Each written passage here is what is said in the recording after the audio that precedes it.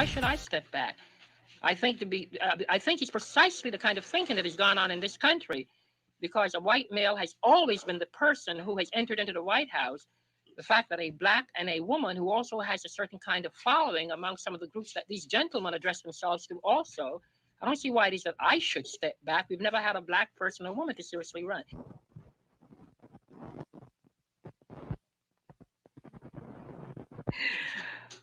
Oh, I think it's quite well known that I don't enter most things with the blessings of any party. I think it's quite well known. Anybody who's followed my political career knows very, very keenly that I am the only unbought and unbossed politician. And I mean that literally. And I think that you have to recognize that because I am not white and because I'm not a male, that I am not going to get the blessings of the power structure in this country. So I think we're fooling ourselves when that question is asked of me in terms of whether I'm going to get their blessings. Of course, I'm not going to get their blessings. Welcome to another episode of Straight Out of Politics. I'm your host today, Jay or Compton Jay. What's up, everybody? I decided today to kind of take it back to Straight Out of Politics, which is my old show, which it could be coming back. But let's do a Straight Out of Politics analysis today of Nina Turner's premiere, or the premiere of Nina Turner's show, Unbossed. And I thought the appropriate way to start this out with the Honorable Shirley Chisholm speaking about being unbought and unbossed. So let's throw up the graphic. So let's start there. So let's throw up the graphic, Unbossed. I like this picture of her. That's why I use it a lot. I like the yellow, makes it pop. But the show premiere, I believe it was the 17th? 19th? 19th, I think. Yeah, the 19th. And it kind of flew under the radar. Like, at least I haven't heard anybody talking about it. I don't know if anybody in the chat has heard people talking about it, but I hadn't heard a post or anything. But then again, I'm not online. I'm not online as much as everybody. So we have Gilbert Giles. Let's put Gilbert. I think that's how you say his name. Let's put his tweet up. This explain your channel's recent anti-door comment and programming. Unsubscribed. So this is the type of person that is unserious. So if you believe that a person who is serious about a movement or revolution unsubscribe for what clearly he's taken as a misunderstanding, because I'm not sure, these are two things that doesn't even make sense. So this explains your channel's recent anti-door comment. So doing a show about Nina Turner explains a anti-door comment. I'm not even sure what you're talking about. Now, I did a show called stream called Jimmy, where I was pointing out how ridiculous the professional managerial class is making Jimmy Dore to be out as the guy who is behind the collapse of the Bernie coalition. So maybe you should stop just reading titles and making comments and listen to the content. But I don't want you to subscribe again. And I hope you're not watching, because this is infantile, childish stuff that the movement needs to eradicate. Unserious people. And the next person is like, what? Because it doesn't make any sense. Logically, it doesn't make any sense, because there was no anti-Dora commentary. So what does that even mean? And I think that's why you follow up with a what? Like, there was no anti-Dora commentary, and you're assuming that this stream that's called Unbossed about Nina Turner is somehow going to be some sort of praising scheme. praising stream. You see the tribalism in this nonsense. Now let's go with what he's saying, and I'll take your comment down. I'm glad you started out this way. I'm glad this stream is starting out this way. Let's, like we say on this channel, we could do it either way. So let's go with what you're saying. Let's say let's say I did make an anti-door stream. That's what your comment says. And let's say this was a pro, like praising Nina Turner's show. You mean those two things can't exist? What if Nina Turner put on a phenomenal show saying, I call for a general strike, and I was here to say, Nina Turner finally says some good shit? And what if the stream was me criticizing Jimmy Dore for his antics or actually calling them antics and calling them bridge burners? Let's say all of that is true. That makes you unsubscribe? That's the same thing as Sam Cedar. So unserious people unsubbing us is completely fine with me. And if you're another unserious person who doesn't have the gall to make a comment, you can unsub too. Unserious people unsubbing is a good thing. Let's make that clear. So let's talk about I think that's a good, I don't want to change the mood of that first comment for the conversation because it's a good place to start. So let's go ahead and I threw up the graphic, but there is a couple of course shout outs we got to do. The activist summit is tomorrow.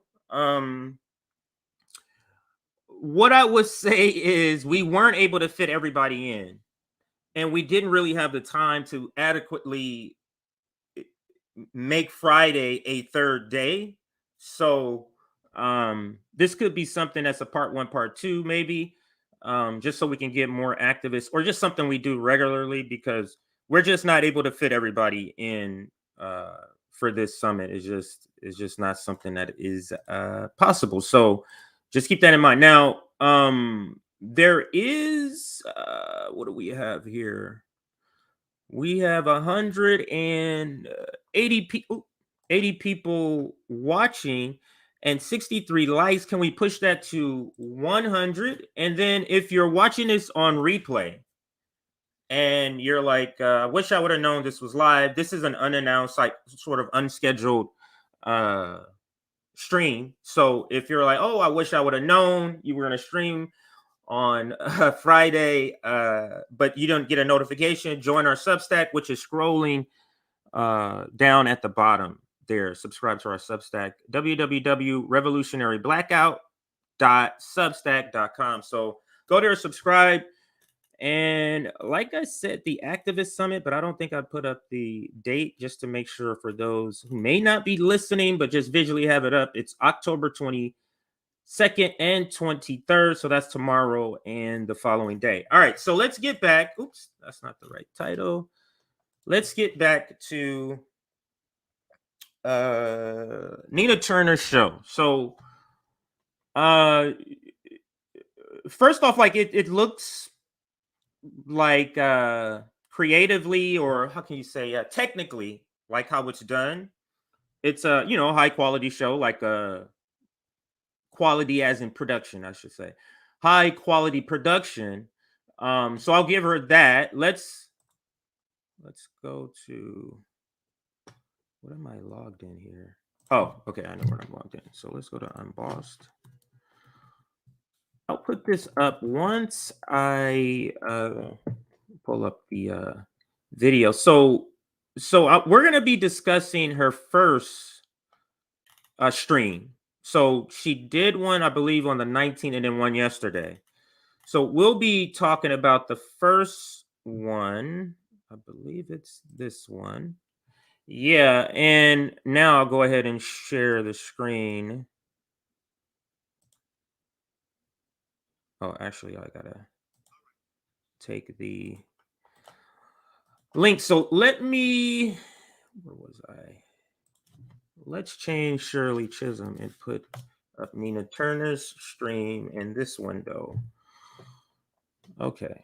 So while that opens,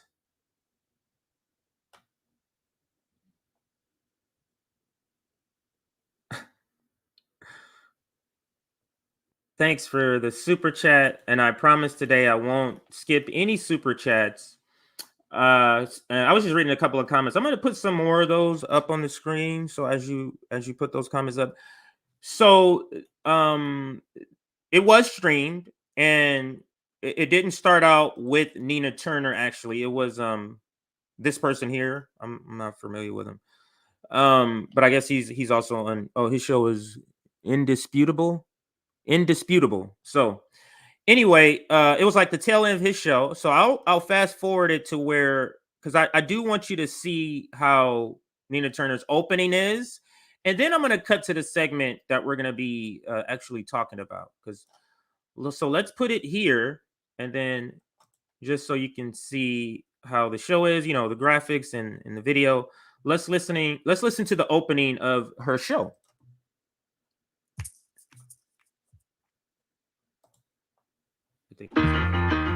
Universal health care, raising the minimum wage. If you want clean water, clean air, clean food, keep going. If you are a doer of the deed, I want you to stand up to your feet right now. We have courage enough, conviction enough, people power enough to stand up and do what is right for ourselves. I am unbought and unbought. Absolutely.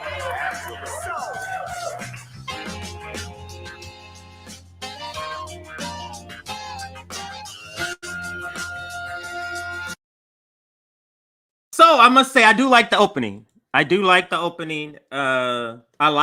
the 70s music.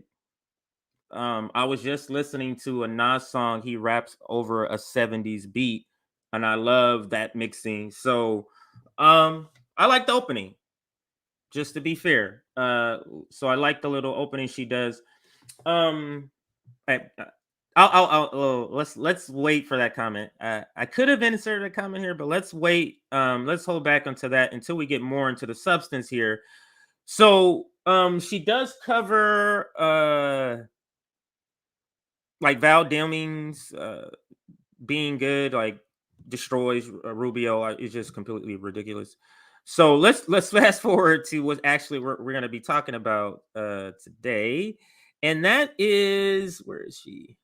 It's, I believe it is, it this one? Yes. Okay, so it's this one here.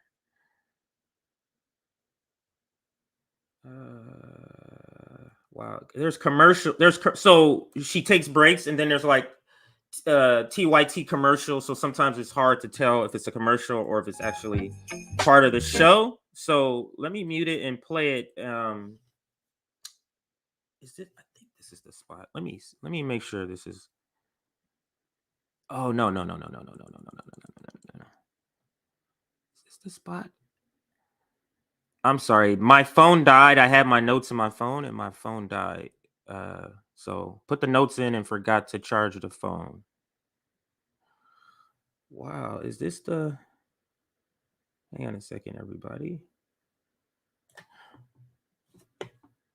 Okay. This could actually be the. Is this the right one? Oh no, this is the abortion one. Okay, so that's why I wasn't able to find the place, because it's in the 30s and I wasn't able to find a place. So that wasn't the one that we're gonna be watching here. So let me take it back to Twitter and let me get the right one. So bear with me. This is what I get for setting things up through my phone. So yeah, bear with me so I can pull this up here. I did not go far back enough. So my apologies on that. All right, so now I have the right clip. And now I can go back here and put in the right clip. So a little bit of a delay, but now I got the right one. So the one that we're discussing is the first one. That was the second episode. that I just brought up. But the opening is the same, so I don't need to show you like a different opening or anything like that. I'll just go to the segment, and the segment that we're going to be discussing or talking about is like her segment talking about DeSantis. I believe it's a lot on DeSantis here. So here we go. It's after this first intermission. So let's play Welcome it. back. Let's see what some of the folks watching have to say. Oh, but before I get to that, I wanted to remind you, do not forget about Brittany Griner. Now, we talked about her yesterday. We know that her family is asking for our support. So we're going to keep lifting her up. If you are on social media and you are posting about Brittany, do not forget to use the hashtag FreeBG. That's FreeBG. And also for the people of Jackson who are still suffering with that dirty water, here at TYT, we're doing some fundraising for them. So if you want to help them, go to tyt.com/relief. That is tyt.com/relief. Can you do that for us? Let's help our friends. Now it's good. I guess it's good to fundraise, but understand the network, TYT network, has millions of dollars. So how about they donate a several $1 million to the cause? That will be one way of giving back, or giving to the community, not giving back. Friends and our family, and even our frenemies in this case, because even frenemies should have clean water. Just saying. All right, TYT member comments. Jess says, Miss Nina looking like dead boss. Go ahead. Okay, so she does go over a couple of comments that just kind of talk, compliment her, which is good. No problem with that. But let's listen to who her guest is. If you recognize the face, you tell me who it is. But she introduced him before. It's not important to the conversation, so I won't worry about it in this context. So I'll just play it from here, though. You already know that this is going to be a great show. We love you both. Keep fighting, and keep the fire, they said. Oh, I love that. And Amanda says, Black Pearl Dragon in the house. You rock, Progressive Queen. Ooh. I thought I had fast forward past all that. Sorry, everybody. Okay, this is where it starts with the video. With this video of this comedian. So this is where it starts. So now I know I'm in the right place. Mega interviews. Take a look at this. I saw Trump. I mean, come on, the guy's a genius. Yeah. Media goes around telling him. I absolutely hate this genre of video. Go on the street and interview dumb Republicans. I blame The Daily Show, even though The Daily Show is very smart and funny. Like, what is the purpose of this content? We have a midterm election coming up, and instead of encouraging people to be registered and encouraging people to, make sure that they know the issues that are going to be on the ballot, it's like, ha, look at these dumb Republicans. But guess what? Those dumb Republicans will vote. They will vote. And so, while everybody is kikiing about how stupid they are putting policies in place that impact people's lives, kill people, children, elderly, marginalized folks with disabilities. Come the on, guys. This is why is this the move? They're so dumb. They're not as dumb as you think. So I'll pause it there because this is just a side question. What do you think about what she's saying? So I see Brenda in the comments. Let's see, who else do I see in the comments? Michelita. I see LB. I see Donna. Tell me, what did you think of that video? And anyone else? I'll just yelling out a few people. What do you think of what she's saying about this genre of going and seeing how ridiculous, from our point of view, that some of these conservatives seem to be at these Trump rallies? What does this do? So I want to hear your comments if you have any. I think she shouldn't be expecting anything from voting. That's the second part of this conversation. That what she's saying. Get them registered to do what? Vote for Democrats to do the same thing? So, you know what I mean? Separately from her me having the feeling like she's trying to push people to the Democrats. Separately from that, what do you think about her critique of the genre, though? Dumb Trumper videos are just boring at this point. I didn't realize there were so many. I did not realize. And this person says it's more divide and conquer. Red Blue Alliance. It's red meat designed to motivate the dumb liberals to vote.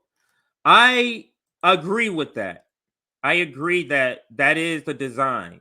It's for not you and I that are watching here, the liberals that watch MSNBC and believe it, not watch it as, hey, look at these dumb people making this propaganda. Like those people are going to look at that. Look at these dumb Trumpers. Come on, let's go call your cousin. Let's go vote. That's the effect. We can't let that stupidity vote people in. So I believe that too. Now, it could be a lot of reasons, a lot of things, a lot of, not reasons, but a lot of effects that this have. That's one of them. So this is obviously a drive-by person who doesn't watch any of our stuff, who didn't even watch the beginning of this stream where we had talked about our activist summit. That's tomorrow. But let's address it. All this channel does is bash progressives. No solutions, just whining. So we could take this any way. Let's go with what he's saying. Let's say if all we did was bash progressives, no solution, just whining. So let's go what he's saying, what this person is saying. I'm assuming Robbie is a male, but it actually could be a female because I know a female Robbie. All this channel does is bash progressives. So let's see if that's a bad thing. Progressives are voting to fund NATO. Progressives are not calling out Joe Biden specifically by name and publicly organizing around $15 minimum wage when they pushed it aside during making the excuse silent parliamentarian. They folded on the two bills to vote them in tandem, and then they voted and passed the one that was a giveaway to corporations. And then, of course, the other bill fell apart. So there were food there. So is bashing progressives bad? In my assessment, it wouldn't be. So again, if you're just listening, we're going off what you're saying, Robbie, as if it's truth. It's not, but let's go off what you're saying. Bashing progressives is a good thing if progressives are voting to fund NATO and voting Iron Domes and voting president and funding Israel, the apartheid state. So if those progressives are doing that, and there was a channel that only bashed them, I'm subscribing to that channel.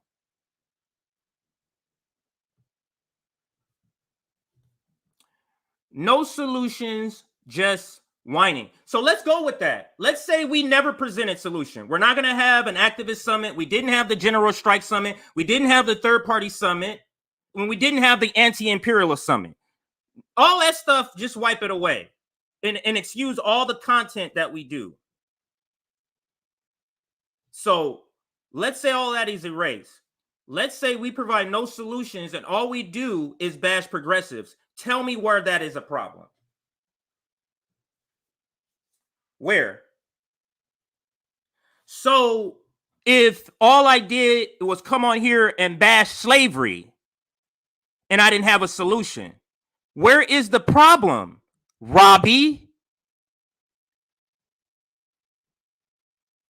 So going off what you're saying, where is even the fucking problem?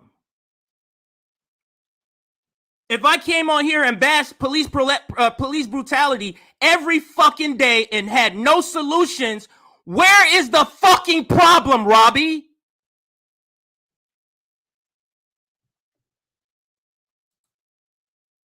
So let's continue these infantile sort of comments, and that's what that is, infantile.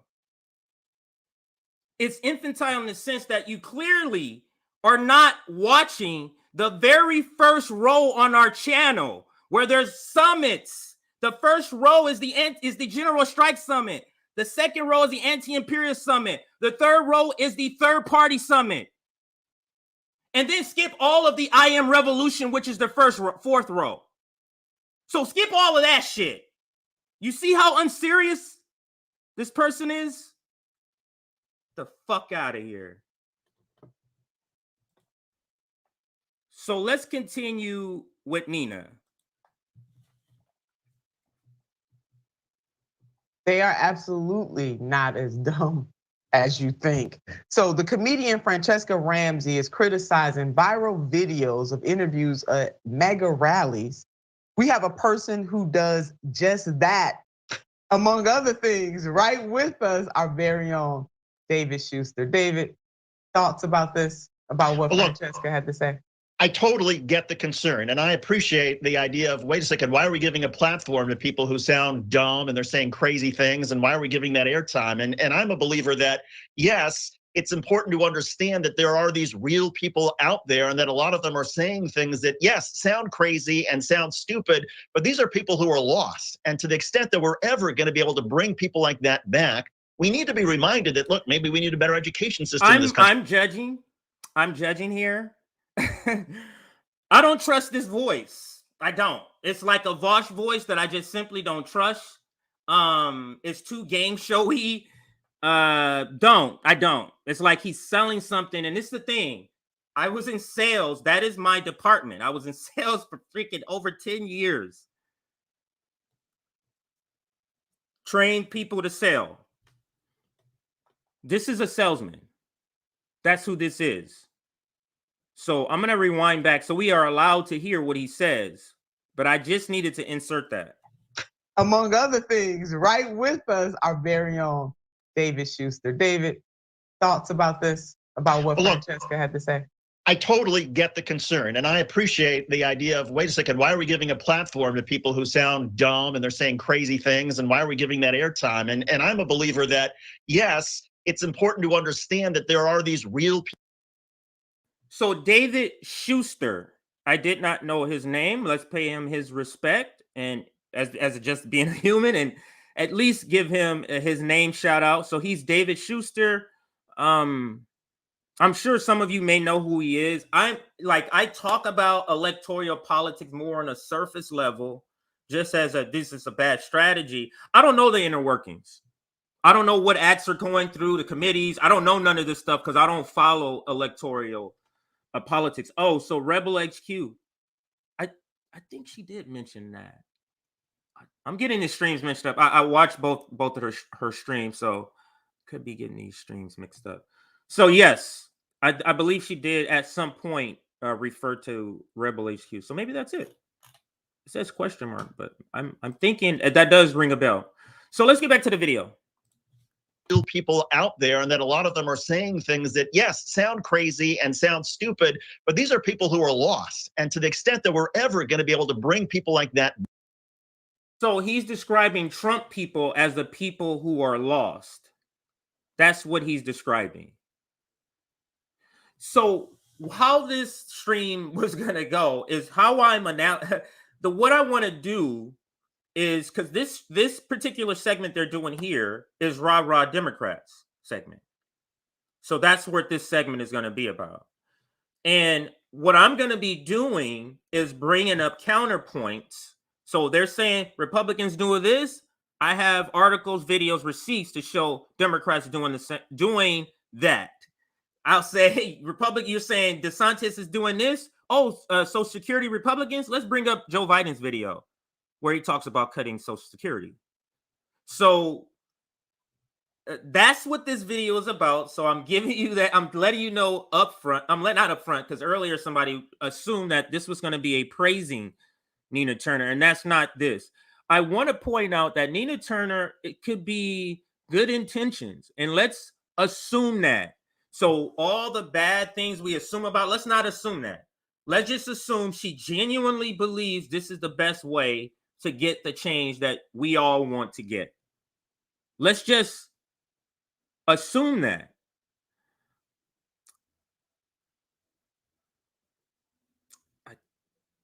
Did she make that point in here? I think she does make the point in this part of the video. Like I said, I'm getting these videos, so there's a second part to what I'm saying here, but I think it'll sound better after. I think she says it here. Let's listen a little more, and if she doesn't, then I'll just go ahead and say it. At back, we need to be reminded that, look, maybe we need a better education system in this country. Maybe we need a media system that is actually speaking the truth instead of the right-wing partisanship of OAN, Newsmax, and Fox, because that's where. Because that's the only partisanship channels we have. This to me is why it's a hard sell for partisans to sell people who have never been voting to get them to come out to vote. You know how hard it is for Democrats and Republicans to get new voters out? That's why they just kind of give up and just try to, dice up the ones that are already participating. So let me let this play in here. Look at these dumb Republicans. But guess what? I did too. Those dumb Republicans. Say the word one more time. Voters do actually vote. So according to the put those two things together. And what's happening right now? Take a look at this headline. Record turnout and long lines mark first day of early voting. Man, I messed up, everybody. My bad. Okay. I was trying to do something for effect and it didn't work because this is a long stream and I rewinded back too far. So sorry about that, everybody. They are engaged. I mean, regardless of what we think about them, they are the people who they spend so much of their identity is tied up in somehow fighting back by pulling the lever for what people we think are crazy.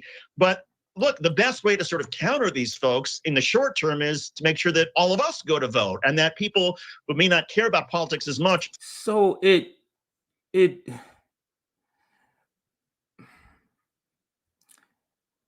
what I was going to say was the reason it's hard for partisans to sell participating in electoralism to people who never vote is because you're partisan. Because if you come to them and say, Republicans are bad, Fox News is bad, Donald Trump this, DeSantis that, it's hard for a person who doesn't participate if you're only saying one side is bad, when the person is not participating because both sides are bad. That's why it's hard for partisans to get new people into the system. And that's what he's doing here.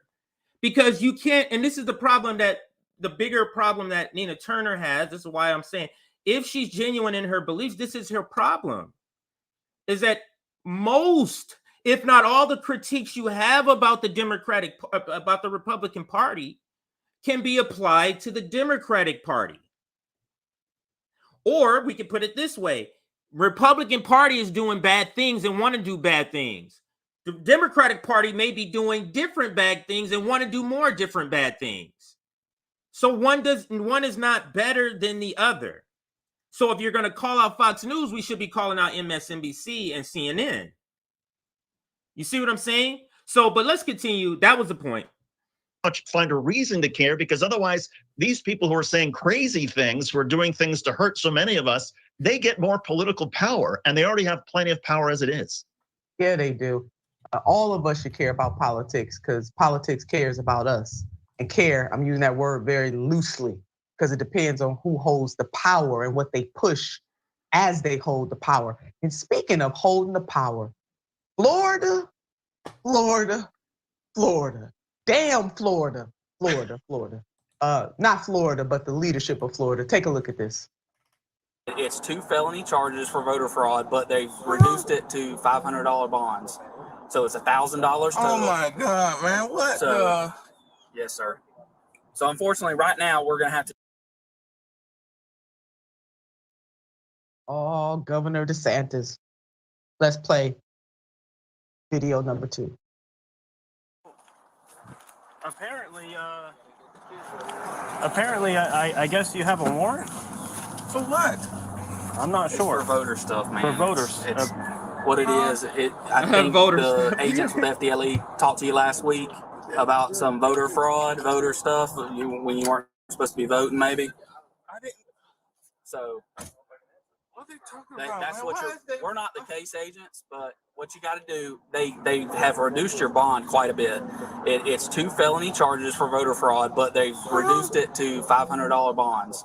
So it's $1,000 total. Oh my God, man! What? So, yes, sir. So unfortunately, right now we're gonna have to. Oh my God is right. I mean, the misleadership of Florida knows no bounds. I want you to take a look at what Paul McLeod put up in his tweet the other day. This is an incredible look at the gulf between the voter fraud rhetoric of politicians and reality. Instead of scheming fraudsters, you've got confused people being rounded up by police because they trust. This is terrible. And DeSantis is terrible. But let me show you this here. Democrats sue to keep Green Party off North Carolina ballot. What are we talking here, Nina? What are we talking here? Democrats sue to keep Green Party off North Carolina ballot. There's several stories of this. Many stories. Just type Democrats court and like ballot. Oh, I'm sorry, in Green Party. You'll see many times they've brought the Green Party to court to get them off the ballot. Is this democracy? Just like an example that Nina is showing, that's not democracy either. Over in Florida, if DeSantis is doing this, that's not democracy. But what the Democrats are doing too is not democracy. So again, we're talking about two terrible parties that don't want people to vote. Trust the system. Oh, David, well, let's play another one. Then I just want you to go ahead and jump on. I'm just scratching my head right now. Here we are, another woman who was arrested and she is in shock. Warrant for your arrest? For what? For voter fraud. Good, how are you, sir? Right? Oh my God, hold on. Wait. Let me tell my husband. We're telling him, he's right here. Right here. So if you can put your hands on your back, please. Oh my God. Do not move. Ultimately, ma'am, you have a warrant. Okay. The warrant. Listen, hold on, listen. I know you caught off guard. I understand, right? So you have a warrant. It's for voter fraud. Okay. Hear me out. It's an ROR. You know what an ROR is? Oh my God. You go in, you get booked, and then they're going to release you from booking. I want Really? Really? They're putting handcuffs on her? She's not violent. She's not a threat. Even if somebody voted, I've got members of my family who are dual citizens with another country who probably made a mistake by voting in this country as well, and they weren't supposed to. But the best we should do is, in those circumstances, you send that person a letter and say, hey, you're not allowed to vote, so we need to settle this. But the idea that you're sending police, we're putting cuffs on people, that is terror. And we've got enough issues with trusting police and our institutions to begin with. And now we're essentially going to say to communities of people who might, may be confused about whether or not they can vote, oh yeah, if you're not sure. This is them using black pain to sheep herd people to the Democratic Party. That's what this is. Because they should be arresting everybody that's voting red and blue. Arrest everybody that's voting red and blue. That's a joke. But, I mean, that's what should be happening, figuratively. The people who's voting red and blue are the ones that need to be arrested. Voting for the same one-party system that you believe is two.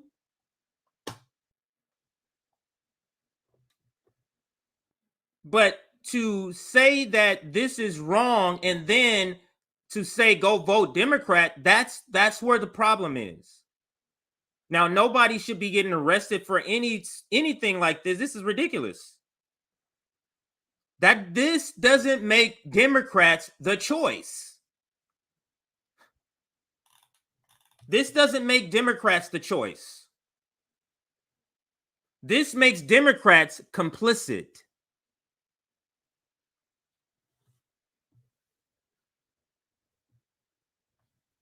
So let's continue.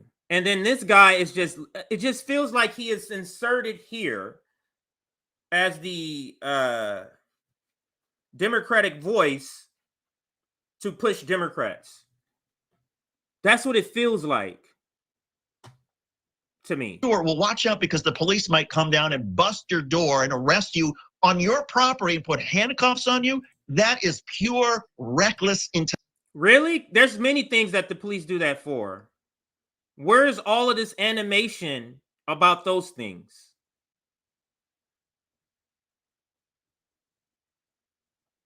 What about the, what's that mean? So let's continue. Intimidation that they're carrying out in Florida.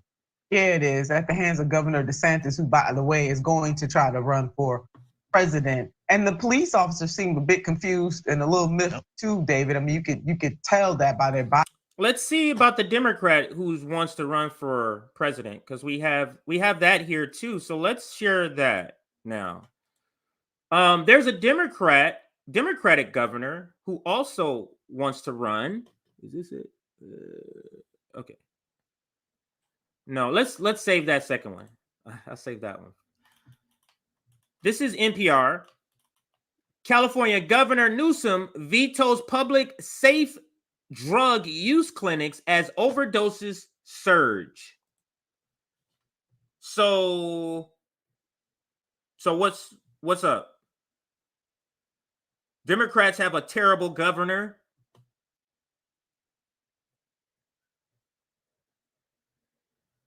So what's the point here?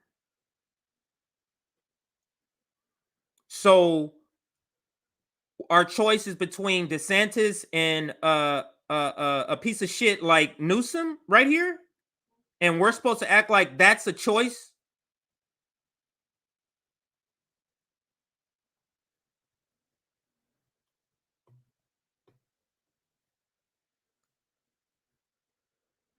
What we're saying is, if somebody comes to you, and we're going to use Nina Turner's analogy, if somebody comes to you with a handful or a scoop of poop, like that rhyming, a scoop of poop in one hand and 2 scoops of poop in 2 hands, we have to stop saying the one scoop is what we're going to choose. We need to kick both of these choices off and tell the person, I'm not picking either one of this bullshit choices. That's the point. And stop saying, well, this is the system we have. So no. Then fix the system we have now. Well, our system doesn't, then fuck the system and change it.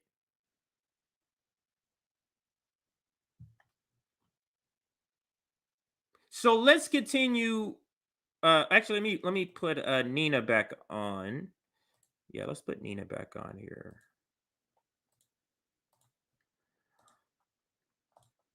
And continue with Nina. Body language that they kind of felt uncomfortable with even doing this, but they're just carrying out the orders. It makes no sense. I want to go back down memory lane about this state and the type of threat that Governor DeSantis is, not only to the good people of the state of Florida, but to this country. So in November of 2018, nearly 65% of Florida's voters approved Amendment 4. Some of you may be old enough to remember that. A constitutional amendment that automatically restored voting rights to most Floridians with past convictions who had completed the terms of their sentence. Shortly thereafter, in June of 2019, Governor Ron DeSantis signed Senate Bill 7066 into law, prohibiting returning citizens from voting unless they paid off certain legal financial obligations. This is coming from the Brennan Center, reminding us of this. So I want to get this straight, David. The people of the great state of Florida voted on an initiative, a ballot initiative, to allow returning citizens to be able to regain their voting rights. And this governor, along with his dastardly crew, decided to overturn the will of the people. I want folks to follow this. Let's keep going with the Brennan Center. The Brennan Center and other civil and voting rights groups, they filed a lawsuit, obviously, to beat back against this. In part, they did that. So it was the Brennan Institute, it was the NAACP, all of that, they're fighting. So the district court said the lower court said, yeah, you're right about this, but what did DeSantis and crew do?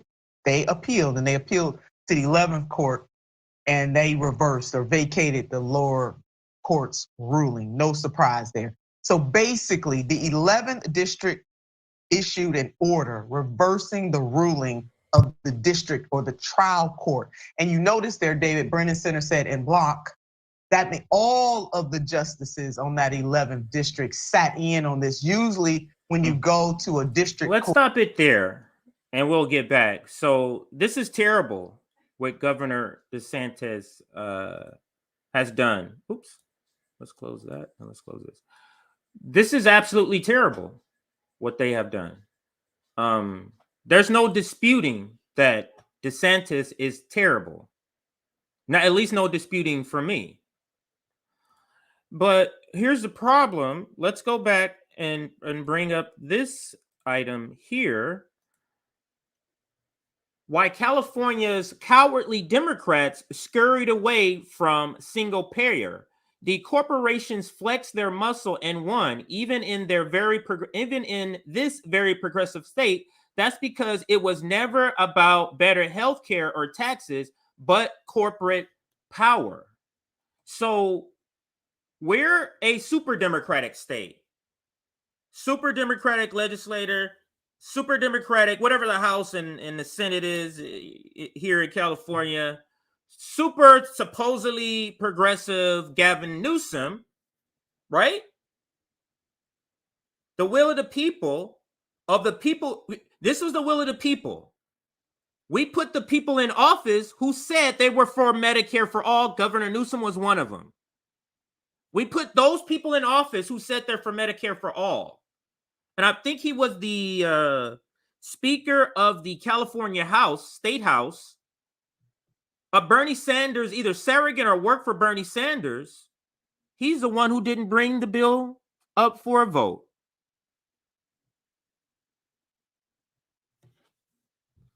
A Bernie person who was an elected official in California's, I think it's House of Representatives, the speaker at the time, didn't even bring it up for a vote.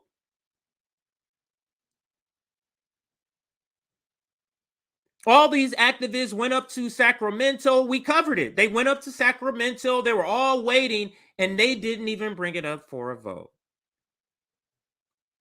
The bill that the governor says he wants to sign, he claims he wants to sign, the bill that all of the people that got elected said they wanted to do, that's why they got elected. So DeSantis is terrible, but Democrats are no better.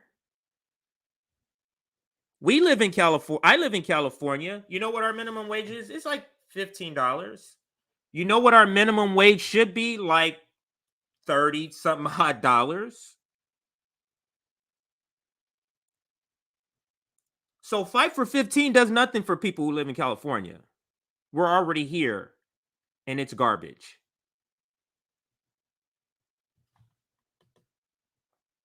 Let's continue before I get sidetracked. So let's go back to the video Unbossed, Nina Turner's premiere week. And she's here with David Schuster, I believe was his name. Court to the 11th Circuit at the court of that magnitude over the lower court. There are only about 3 justices that sit in, but all of the justices were asked to sit in on this. They all did, and they reversed the lower court's decision, which is a problem in Florida.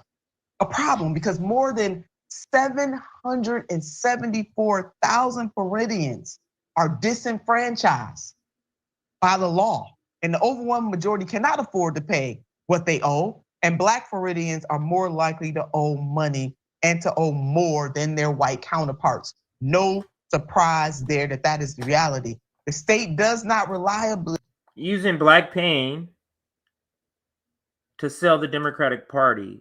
It's built into their structure to point out the atrocities that's happening to Black people at the hands of conservatives, and the Democratic Party is going to be that superhero to help us.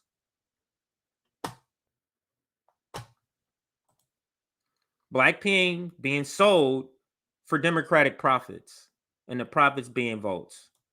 Or consistently track the data on what people owe, so it is often impossible to make eligibility determinations. David, I argue that Governor DeSantis knew exactly what he was doing. He knew the ramifications and the impact that this would have on returning citizens, and especially Black returning citizens and other returning citizens of color. He knew exactly what he was doing. I call this a 21st century poll tax. Oh, absolutely. I mean, this was Governor DeSantis tamping down voters who would not vote for him. And look, I get that there may be some, and clearly the courts have ruled that there is some sort of debate. There's arguments on both sides as to whether or not a sitting governor of the state of Florida can override the will of the people depending on how the legislation is passed. But that's the legal argument. The moral argument here, to me, is more important. And that is the will of the Florida people. They said, no, we want these people to vote. And this is not an issue of, the governor should say, okay, fine. You know what? If those people are going to vote, I'm going to work even harder to explain to those people why they should vote for me. But instead, he's short-circuiting the process. He's going for a power grab because he knows that his policies will not work with a majority of Floridians. So the only way that he wins is by tamping down and making sure that certain people don't vote for him. That's not democracy. Not at all. It's called rigging the system. And that is exactly what the governor is doing. Absolute power corrupts absolutely. And this is corruption. By any measure, this is corruption. And rigging the system, might we point out what happened to Bernie Sanders in the DNC leaked documents? Rigging the system, and if you want to call what happened to Bernie Sanders in 2020 rigging the system. Buttigieg, whatever that state he won in the beginning, come to find out he had investments in the voting or knew something about the voting mechanism.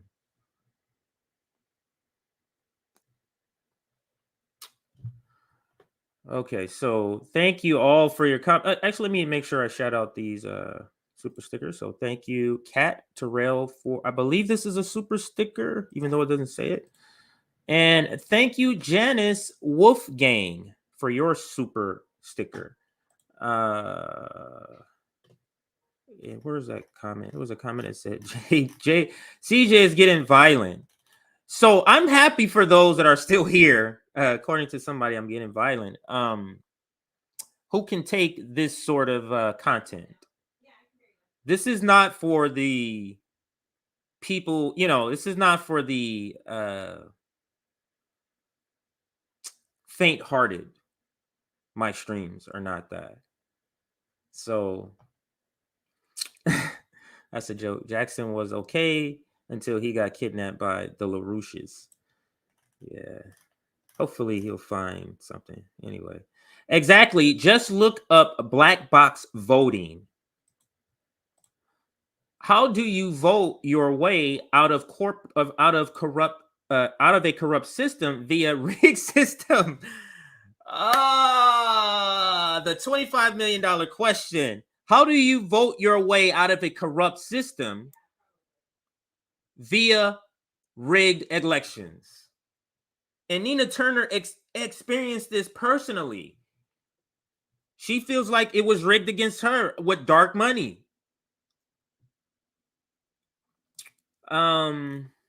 See what else we got here. Some comments. And Captain Obvious says, and the DNC rigged her primaries too against her, and Nina still ain't said a word about it. Absolutely. So just vote harder. That's the solution. Let's continue with Nina's segment. And it is wrong that it is happening in the 21st century. But here we are. Florida, do better. Get your governor. Get your governor. All right, Social Security cuts, David. The GOP at it again. Republicans are going to cut Social Security if they win the majority back in the Congress.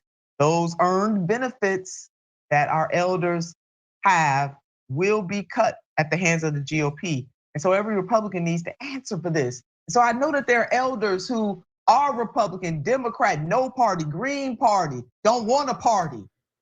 Baby, if you are an elder, somebody that... Before we move on to this Social Security part of this segment. Got that set up for her. There is one article. What is it? Not this one. There is one article about Gavin Newsom that I had not brought up yet. Let me see if LA Times allows this to be seen. I'm not sure if they do. Oh, this is the reason why. Okay, so let me bear with me now. I am going to, because this second part is important to talk about Gavin Newsom. Just to sort of put a nail or to dot the I and to cross my T's here, if that's the right analogy to use. But let's go. Governor Newsom. Guess what else Governor Newsom vetoed? Now, this is the conservative. I'm sorry. This is the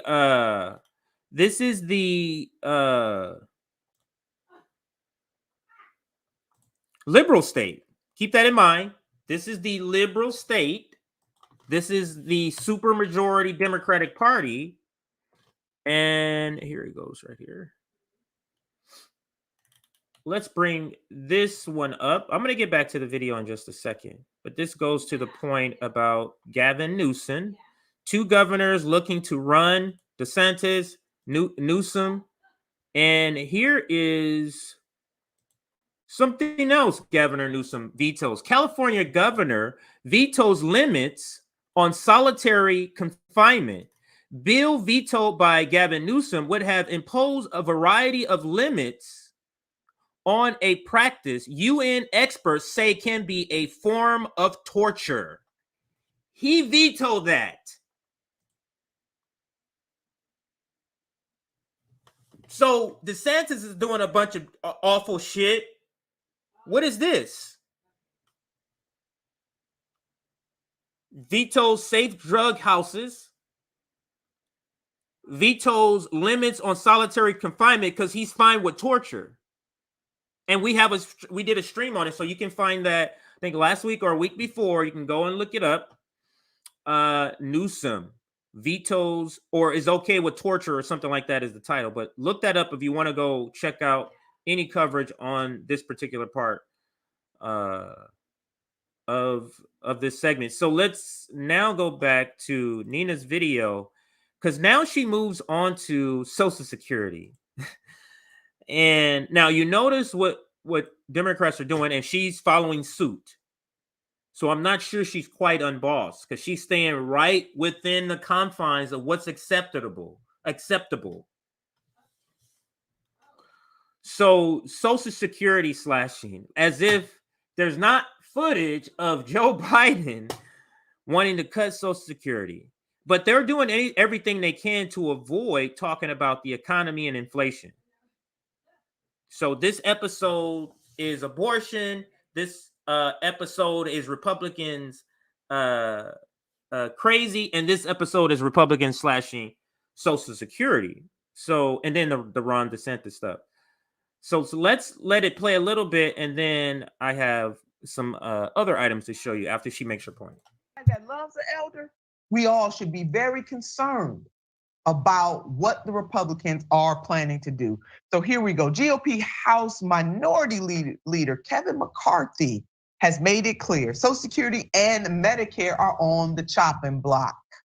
If people want to make a debt ceiling for a longer period of time, just like anything else, there comes a point in time where, okay, we'll provide you more money, but you got to change your current behavior. And we should seriously sit together and figure out where we can eliminate some waste. That is coming from Minority Leader Kevin McCarthy. I wonder where he thinks the waste is happening. Let's put up this tweet from Senator Bernard Sanders from the great state of Vermont. And Senator Sanders says, the Republican solution to inflation is to hold the full faith and credit of the United States government hostage unless they are able to enact huge cuts to Social Security and Medicare at a time when 55% of seniors are trying to survive on less than $20 $25,000 a year. Outrageous, David, outrageous. The two greatest, I think, the two greatest social programs in U.S. history are Medicare and Social Security. They have kept so many people out of poverty. And when I talk to Republicans about this, they say, oh, but these programs are running out of money. Well, first of all, they're not. But even if you're going to go down that road, Republicans say, well, the only way that the programs can save themselves is you either cut benefits or you raise the retirement. This guy, I just don't believe anything this guy's saying here. Such a salesman here. I want to rewind it because she makes a point in the beginning here. Did I go to? Okay, yeah, here he goes. Here he goes right here. I think it's right here. All right. Eliminate some waste. That is coming from Minority Leader Kevin McCarthy. Has made it clear Social Security and Medicare are on the chopping block. If people want to make a debt ceiling for a longer period of time. 1 second. I don't want to make the mistake and go too far back again, but I think she makes the comment here. There's a specific comment I'm looking for her to repeat. All right, Social Security cuts, David, the GOP added again. Republicans are going to cut Social Security if they win the majority back in the Congress. Those earned benefits that our elders have will be cut at the hands of the GOP. And so every Republican needs to answer for this. So I know that there are elders who are Republican, Democrat, no party, Green Party, don't want a party. Baby, if you are an elder, somebody that loves an elder, we all should be very concerned about what the Republicans are planning to do. Okay, so we are very concerned about what, but let's see what what Democrats have done to elders. Let's look up that, Nina. So let me share this article right here from the World Socialist website. New York's COVID-19 nursing home deaths severely undercounted while Cuomo forced out public health officials. Cuomo's a Democrat. Cuomo's out of office for sexually harassing multiple people. So we got one party that wants to cut their Social Security, and then the other choice we got, that party is just simply letting elderly people in nursing homes die. And then giving those nursing homes immunity. So Republicans are terrible. Democrats is not the alternative. Clearly, they're not. So let's go back to the video with Nina, and let's hear what else she has to say about what they're doing about slashing Social Security. Let's see what else Nina Turner has to say here. So here we go. GOP House Minority Leader Kevin McCarthy has made it clear Social Security and Medicare are on the chopping block.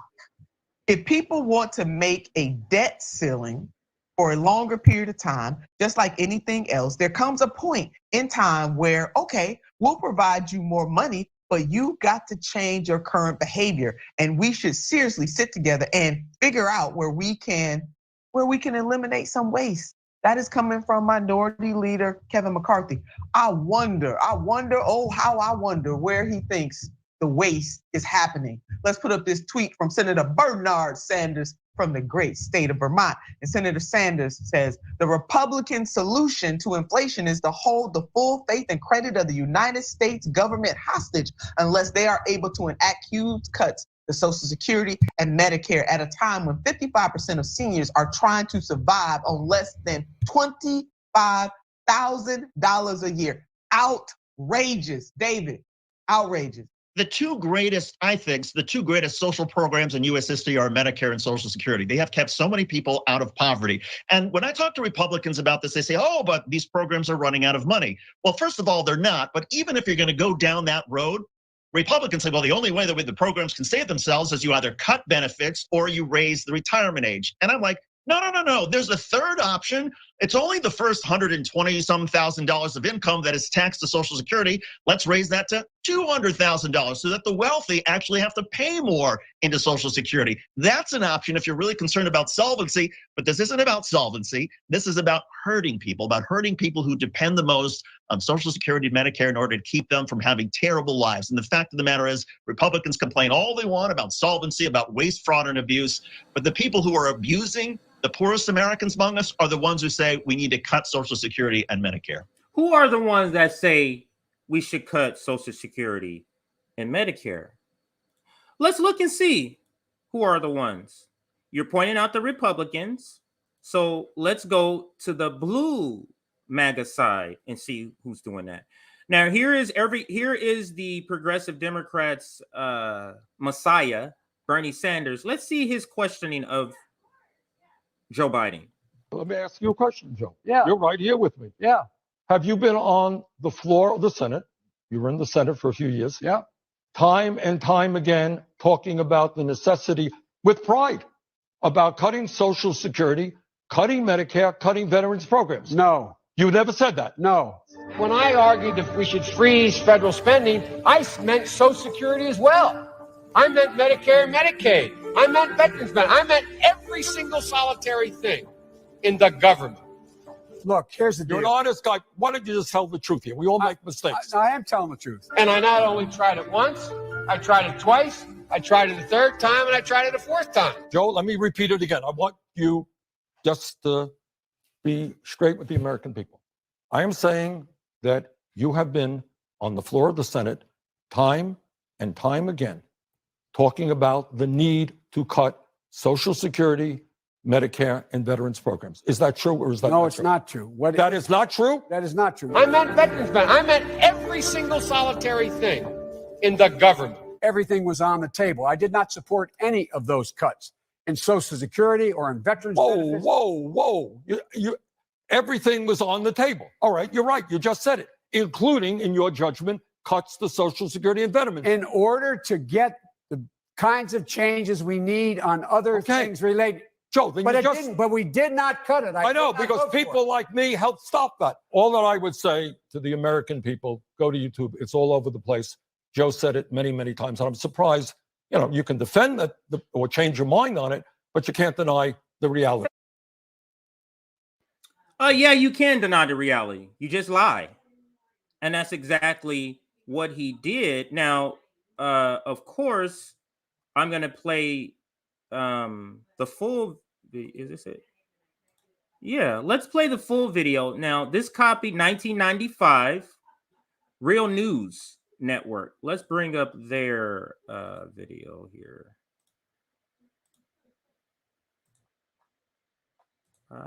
Y'all. So let's listen the full video, or not full, but a longer version of the video that was played in that clip with Bernie. Let's listen. This is the sitting president right now. This is him in 1995. I introduced the balanced budget amendment in 1984. It got nowhere. I'm one of those Democrats who voted for the constitutional amendment to balance the budget. I tried with Senator Grassley back in the 80s to freeze all government spending. When I argued that we should freeze federal spending, I meant Social Security as well. I meant Medicare and Medicaid. I meant veterans benefits. I meant every single solitary thing in the government. And I not only tried it once, I tried it twice, I tried it a third time, and I tried it a fourth time.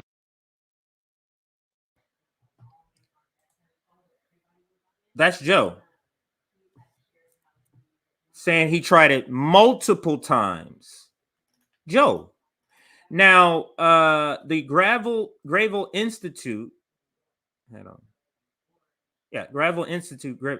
I always say this wrong, but do you know one that's named after the great leftist? Anyway, they put together a montage of Joe Biden's greatest hits, sort of. Now, let's listen to their montage. This is Joe.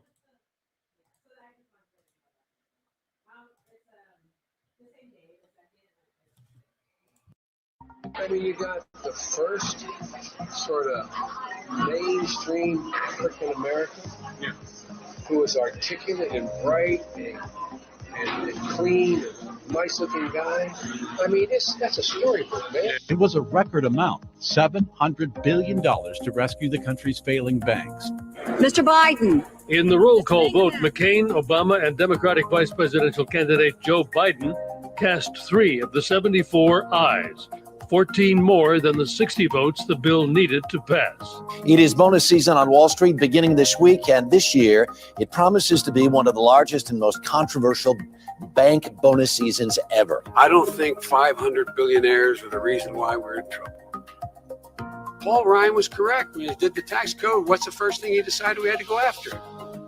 Social Security and Medicare. And see, I went to the big guys for the money. I was ready to prostitute myself in the manner in which I talk about it. But what happened was they said, come back when you're 40, son. President Bush did not lash out precipitously at Iraq after 9/11. At each pivotal moment, he has chosen a course of moderation and deliberation, and I believe he will continue to do so. But in each case, in my view, he has made the right, rational, and calm, deliberate decision. Now that the FCC's repeal has come into effect, the concept of a free and open internet will soon be a distant memory. What is to stop broadband providers from AT&T and Comcast from favoring their own content? In 2005, the FCC did the same thing it did in 2017.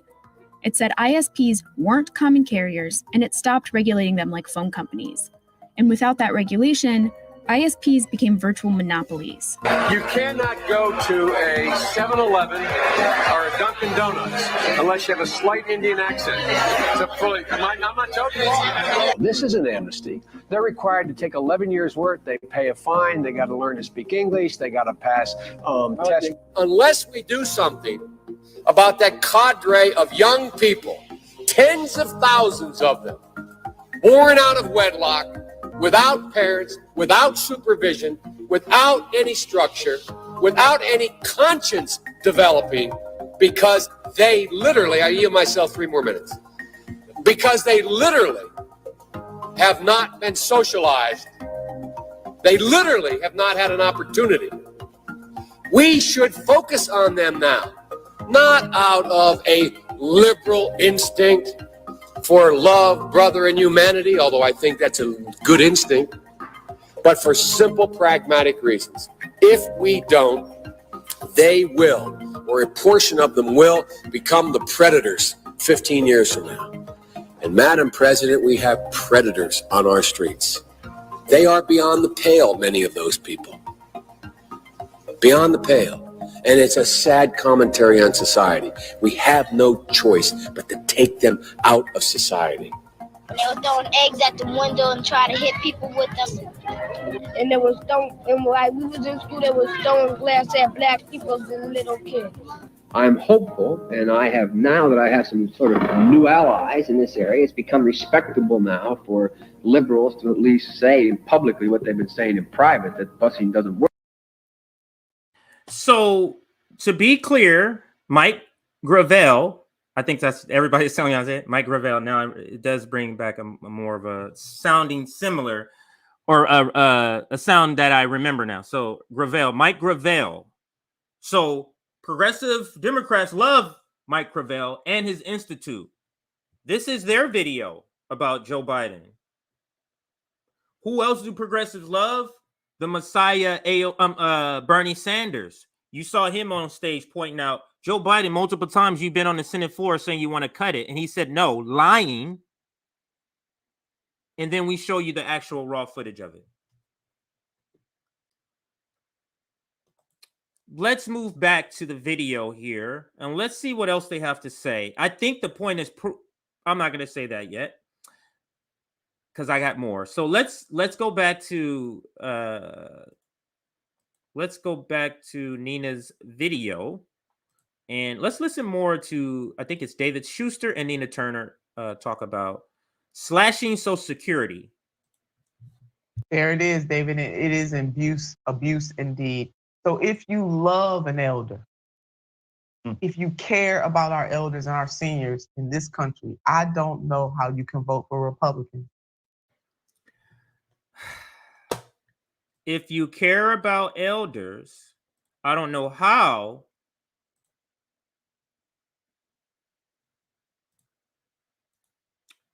you can vote for Democrats. If you care about elders, I don't know how you can vote for a Democrat.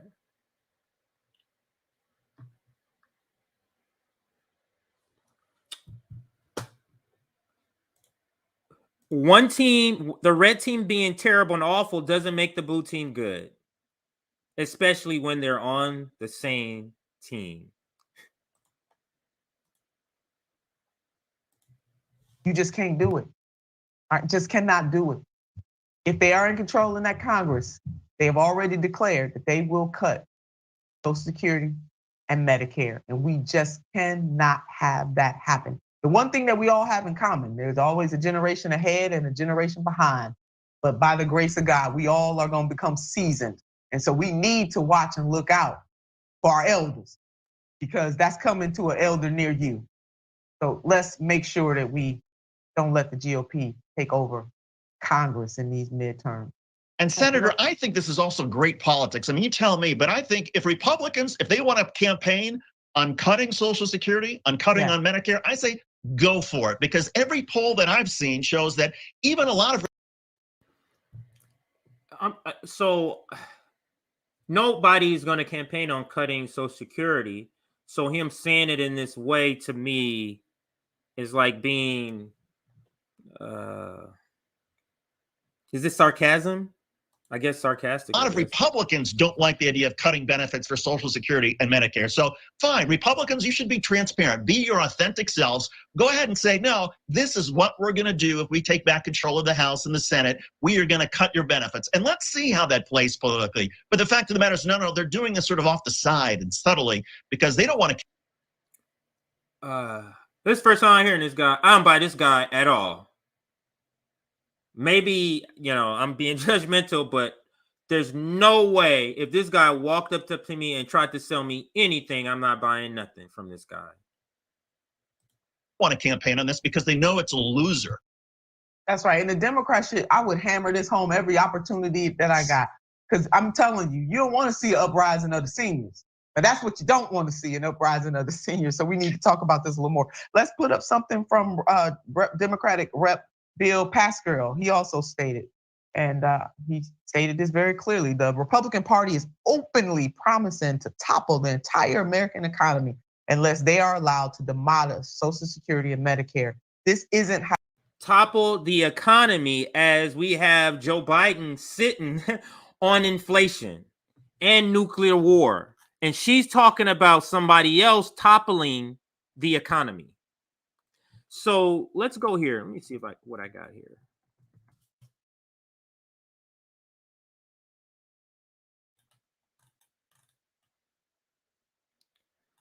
Wow, yeah. Anyway, I'm not gonna pull that up because I'm seeing a bunch of stories that I could be showing. I don't want to get too off balance here. So thank you for the super chat, Ishi5891. CJ, I hate these people so much, especially now that I know of the corruption in Wall Street. They steal from Americans there too. Absolutely. And thank you so much for the super chat. Really do appreciate all of your super chats. Thank you. Nina Turner is secretly Nina Jakovsky.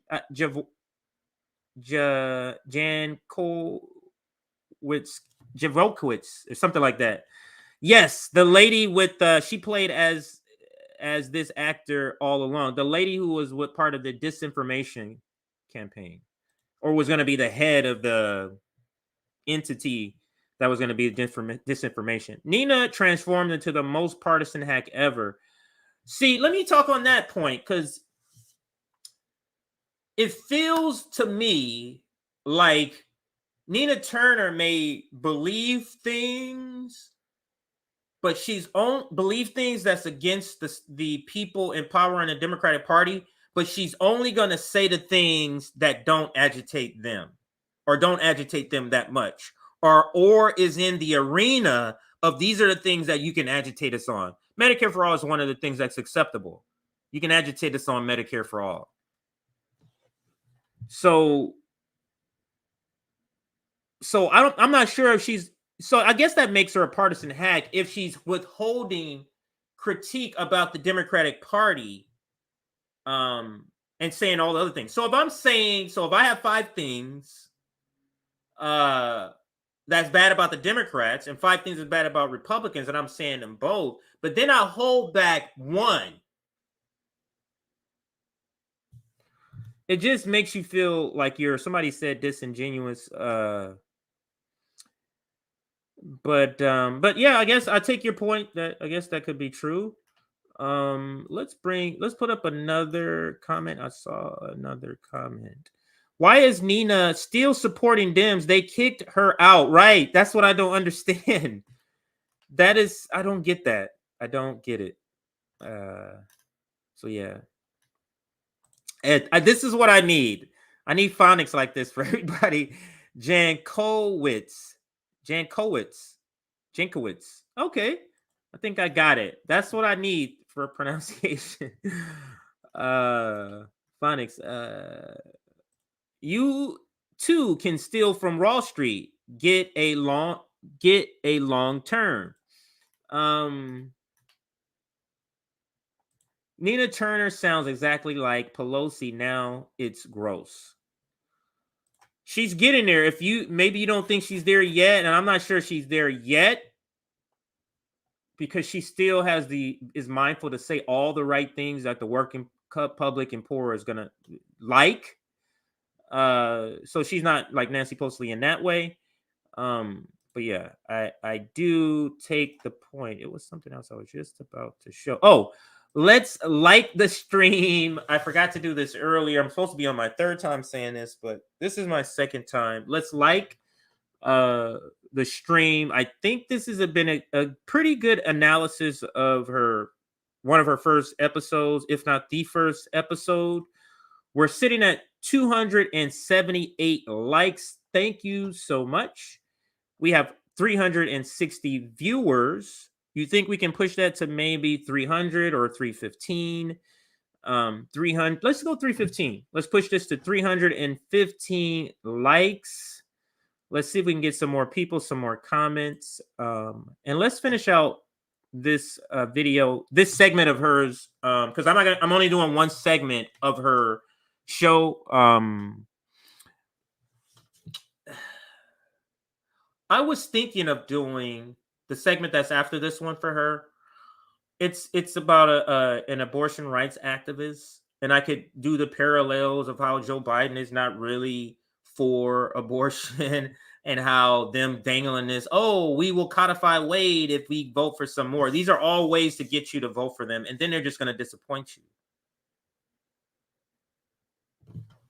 It's like if you're a person with a spouse and that spouse cheats on you 50 times, and then the 51st time they're like, believe me.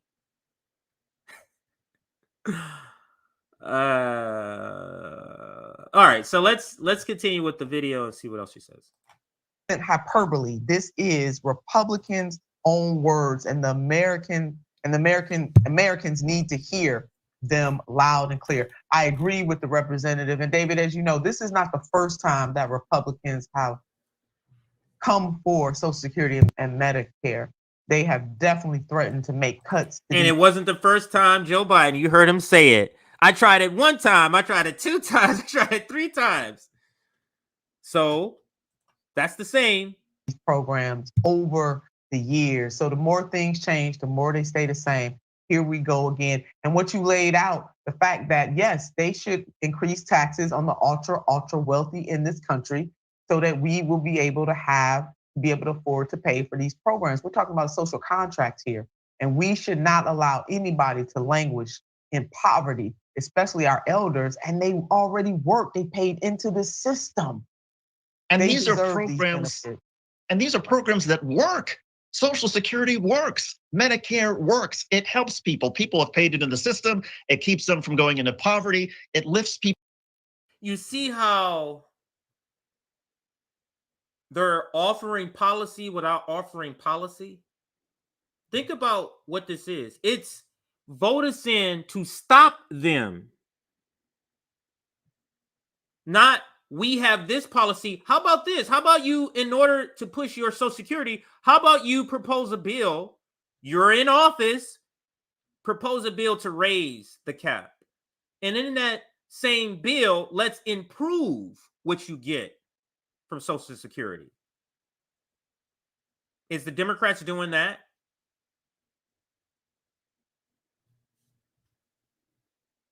But we're to believe that just simply preventing other people from tearing down a system that already needs improvement.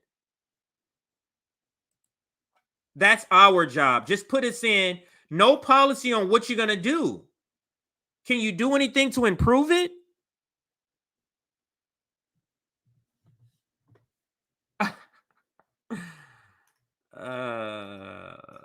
How many shots would we be at if I think this is supposed to sound like shyster. At first I was like, oh, you spelled it wrong, but no, I think they're meaning to spell it like shyster.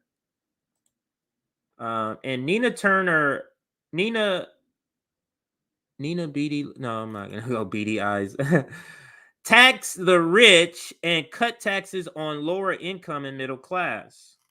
This is really an easy solution for these things that we're all talking about here. But let's continue with the video. People up. And you almost think, Senator Turner, that one of the reasons maybe Republicans want to cripple these programs is because they are government-run programs. And Republicans just can't stand the idea that the government is doing anything that might help people. So what do? They try to cripple these programs so then they can say, aha, we should privatize Medicare. We should get rid of Social Security. When the fact of the matter is, no, we need to expand these programs. We need to build on these programs and what's working. Yeah, we do. And, they always want to talk about smaller government. And if they get the hell out of it, it'll be a lot better. I tell you that. I don't know how you go to work every day for a system that you hate. If they hate government so much, why are you holding these offices?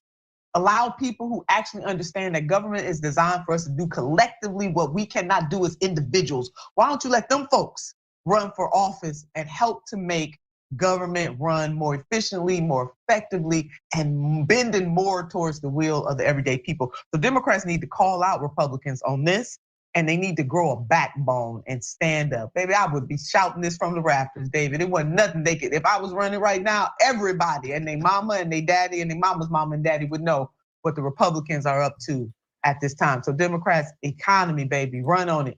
It's a winner. And I'm saying run, Senator, run. You've got. So I'll pause it there because run, Senator, run. Nina Turner, I think we did a poll on this. The Nina Turner 2024. What do you think? Would you vote for Nina Turner 2024 if she's the progressive challenger to Joe Biden? Now, granted, it's going to be in the Democratic Party, just like if it was Bernie Sanders. But would you vote for her? Because that's what they're about to kind of briefly talk about. Not even talk about it, a couple of comments.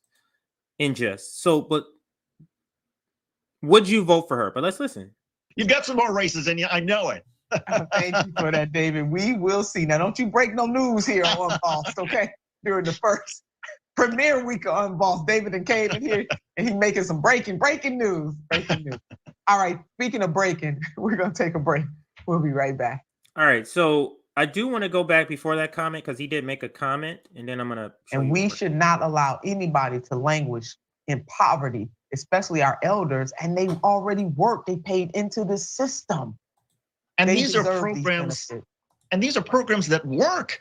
Social Security works. Medicare works. It helps people. People have paid into the system. It keeps them from going into poverty. It lifts people up. And you almost think, Senator Turner, that one of the reasons maybe Republicans want to cripple these programs is because they are government-run programs. And Republicans just can't stand the idea that the government is doing anything that might help people. So what do? They try to cripple these programs so then they can say, aha, we should privatize Medicare. We should get rid of Social Security. When the fact of the matter is, no, we need to expand these programs. We need to. I'm going to pause here and bring this down. This could be I think that's all I'm going to show of this video, but I do want to show you one thing here. Let's go to Professor Catherine Lou, who is a professor at the University of California, Irvine, out here in California. Now, this is somebody that progressive Democrats, reformists respect. She goes on, this is the Jacobin Show. She goes on the Jacobin Show many times, other shows I've seen her on. But let's listen to what she says here about the Democratic Party. Now, we showed Bernie Sanders talking about, actually, I'm not even going to go there. Yeah. So let's just listen to what Professor Catherine Lou says. But neither of which represent the working class. And, you know, I would go so far as to say neither of these parties represent most working people. So I play that also to pivot a little bit this conversation to these parties, because this is specifically why we advocate not to support Democrats or Republicans, because of what she just said here, which neither one of them represents the working class. And we want the working class to be, we want our ideas to be represented, and not for people to say, wait next time, not wait till next time. This is not the right time. So we advocate, and I must say, we advocate aggressively for the working class not to support either of these parties. But can you speak to how she defined what we can call it the Brahmin left or just the upper echelon, but let's call them the Brahmin left. I think that's what she said. The Brahmin left. Can you speak more about the upper echelon of the PMCs? Yeah, sure. And then also that last part about the Democrats or Republicans, by the way, not representing the working class. Can you speak to both of those points? I will, but I do just want to emphasize one thing, Jay. You know, I totally agree with you about aggressively advocating for supporting neither party at this point. Mm-hmm. I'm totally with you on that. I know that it's not necessarily like popular on all levels of left, but I don't really care anymore. I just want to say that I feel like working class people have been in an abusive relationship with the Democratic Party. And it's time to just like quit that abusive relationship, because you keep hoping that your partner will change. You know what I mean? Mm-hmm. They're not changing. And the there, sooner we realize that, the better. Yeah. The only thing about that is great. Go ahead. You guys, they say, like, when asked why they decided to fund the police more despite the protests, they said because we ran on it and they voted for us. So they will use your support against you guys because they use your support as a mandate. And that's a great point that Nick brings up here, is that if you're, I'm just, I don't want Trump, and that's the only thing. No, that's not the only thing how they're going to take your vote. They're going to take your vote as a mandate. Now, we all know nobody wanted Joe Biden. And we would say, just vote for him, even though he doesn't do all the things you want. But then he gets in there and says, oh, we have a mandate. That's what he said about when he was questioned about why are we increasing the police budget, because we feel we had a mandate, whatever the redheaded communications person, I forget what they call, press secretary, had said it. But yeah, you hear her saying it's abusive relationship between the working class and the Democratic Party. Like her or not, and somebody, I'm not going to say that. So I do have another, let's see who that is. Somebody's messaging me from RBN. That could be about our meeting. I think we're trying to plan a meeting later today. But anyway, 1 second here. Where is the video? I had another video, I thought.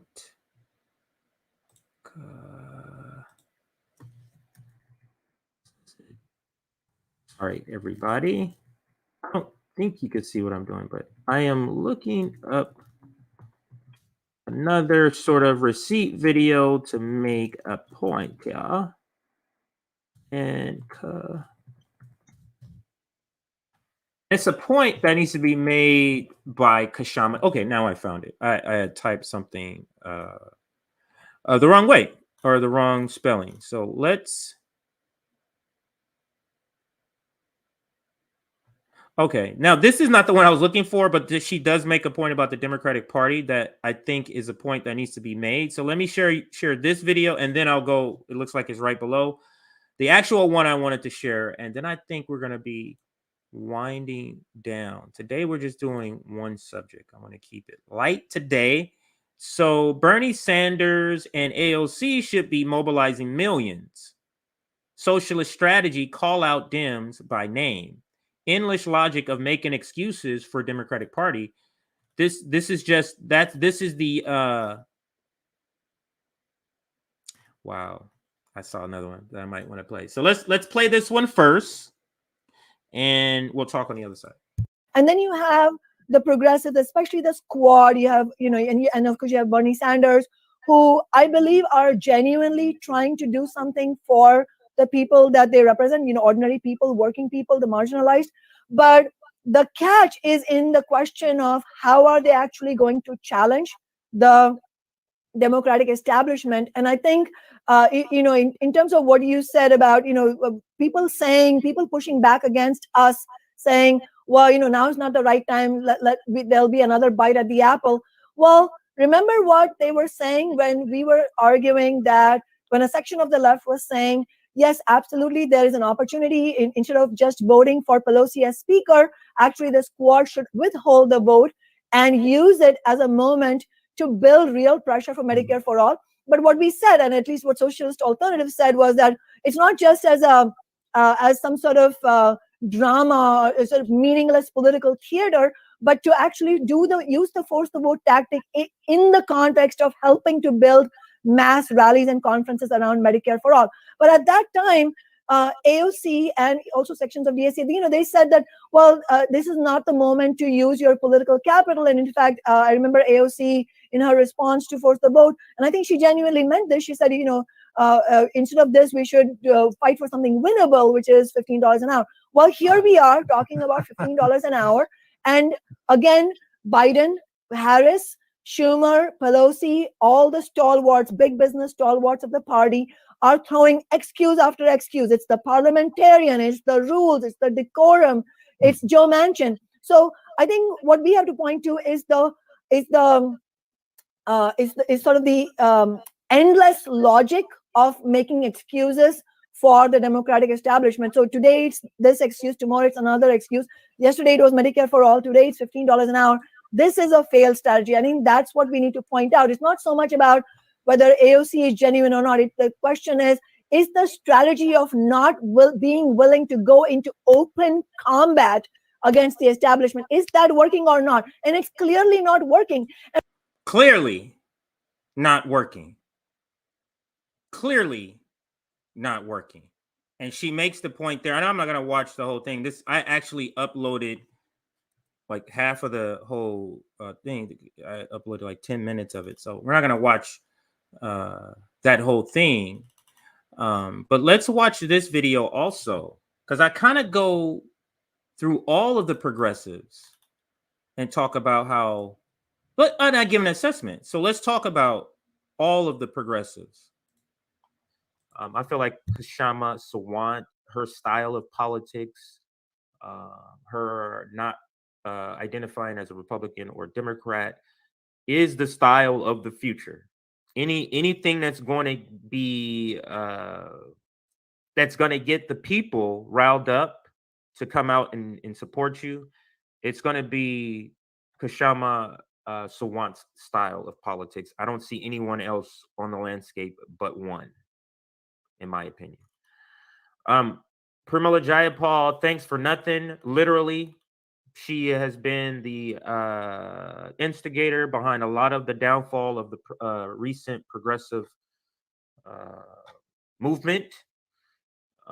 So she is the architect, the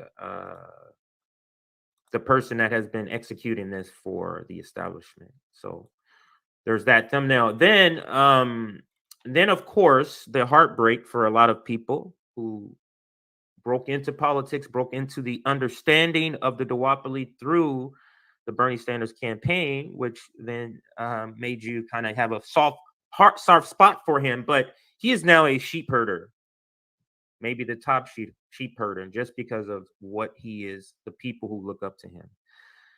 So it is terrible, but that's the state of politics right now. Then we also have the movement killer, of course. The movement killer, Barack Obama. NBA, Bernie Sanders movement, the NBA strike or lockout or whatever it's called. Then we have people like this, progressives like this, who sold out immediately and who eventually sell out, and that's Jamal the sellout. So he's sort of representing all of the progressives that are sellouts. With progressives like this, who needs Democrats?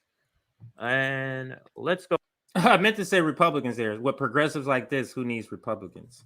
So here, the Democratic Party is center-right. Democrats are corrupt, and I felt like those two people absolutely represents the corruption of the Democrats and Washington, D.C.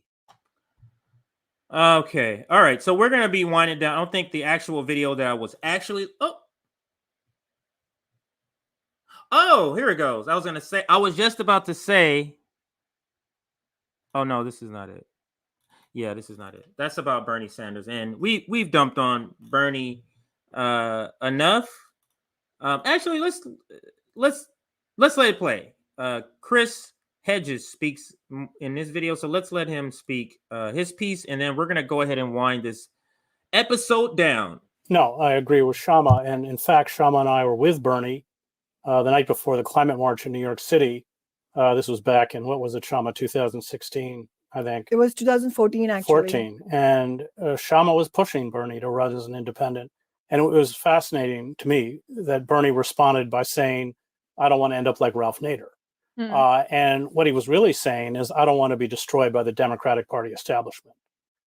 So Bernie has always been circumscribed by the parameters of the Democratic Party. He caucuses as a Democrat. And let me remind listeners that Dennis Kucinich, who is a Democrat, was forbidden from caucusing with the Democrats by Pelosi.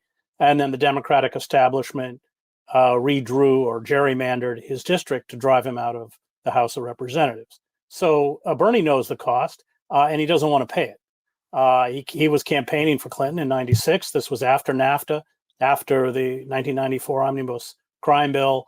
He knows what the Democrats are about, and that's why he will not confront the Democratic Party establishment, because he doesn't want to end up like Ralph Nader. Those are his own words. And let me just go back to the issue of strikes.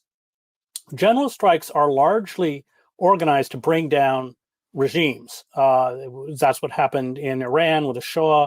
That's what happened in Cuba with Batista. They are economic weapons because, of course, they will cripple the country.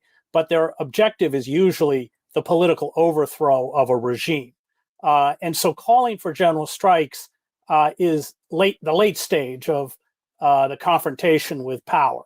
What we have to focus on are the strikes by coal workers and Kellogg workers and Starbucks workers and Amazon workers. And that's where the energy has to go now, built around very specific economic and labor demands. That's where the energy has to go. I love the point that he makes here. So we're going to kind of leave you with that, but let's begin to wrap up, and we're going to start that with some comments. We're going to start, so our chat check essentially, and we're also going to start that with a like check. So if you are here watching, we're at 352 viewers, 341 likes. Can we push to maybe 360? Let's try to push to 360. 360 likes. And then the other thing is, if you want to subscribe to our Substack, or if you want notifications of streams like this, subscribe to our Substack, and you will get notifications if you are to your email, directly to your email, that, by the way. And if you are watching this on replay and wish, like, wow, I was off on Friday, I could have watched this live if I would have known, join our Substack and you will get a notification. Today, I think I sent it 35 minutes before the stream was to start. So you get a little bit of notification. So join our Substack. Also, tomorrow is the Activist Summit. I believe it begins at 10 a.m. Eastern, at 7 p.m. my time. So Activist Summit is tomorrow and Sunday, 10 a.m. to 10 p.m. both days. And I think we're going to leave with that. So this will be our closeout video. Let's bring out our closeout video. Thank you for everybody watching on Twitch, on Rockfin. Let me see if I have it ready. Not that one, this one. So Fannie Lou Hamer. So we're going to play her video in just a second, but don't miss us tomorrow. Try to make time, set aside time. We're trying to have a schedule up. We're going to meet sometime tonight and maybe try to put together a schedule sometime tomorrow morning, but the schedule will be out like right before we start. So hopefully you're able to catch, a panel that you want to hear from. So yeah, thank you for watching. This is Straight Out of Politics. I decided to bring it back on this Friday, and thank you for watching Straight Out of Politics. I'm going to leave you with Fannie Lou Hamer. So here we go. Mississippi is still a very rough place. People is not just walking up like they used to do in the past, walking out, shooting a man down or getting maybe 200 or 300 people carrying you out and lynching you, but it's in a more settled way. They can let you starve to death, not give you jobs. These are some of the things that's happening right now in Mississippi. See, Mississippi is not actually Mississippi's problem. Mississippi is America's problem.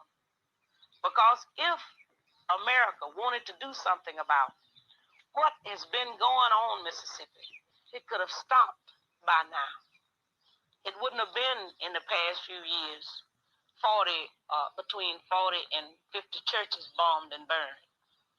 You see, and this lead me to say, all of the burning and bombing that was done to us and the houses, nobody never said too much about that, and nothing was done. But let something be burned, by a black man, and then, my God, you see, the flag is drenched with our blood. Because, you see, so many of our ancestors was killed because we have never accepted slavery. We had to live on it, but we've never wanted it. So we know that this flag is drenched with our blood. So what the young people are saying now, give us a chance to be young men, respected as a man, as we know this country was built on the black backs of black people across this country. And if we don't have it, you ain't gonna have it either, because we gonna tear it up. That's what they saying. And people ought to understand that. I don't see why they don't understand it. They know what they've done to us. All across this country, they know what they've done to us. This country is desperately sick.